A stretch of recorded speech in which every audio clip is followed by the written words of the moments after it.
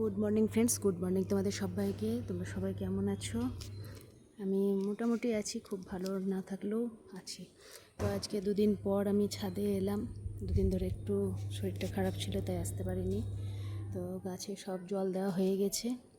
এখন প্রচুর কাপড় জমেছে, দেখো এইখানেও রাখা আছে, প্লাস কাচতে দিয়েছি। আর হাতের তো এই অবস্থা।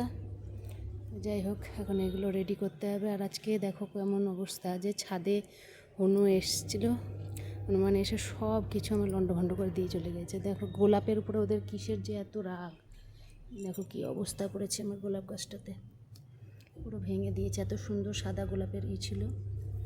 তো দেখতে হবে এটাকে আলাদা করে লাগিয়ে, বা ওটাকে একটু জয়েন্টের মতন করে কোনো রকমে যদি বাঁচানো যায়। তো ওখানেও তাই করেছে, পাতা মাতা ছিঁড়ে, তারপরে তোমার এদিকে সজনে গাছটাকেও ছিঁড়ে দিয়েছে।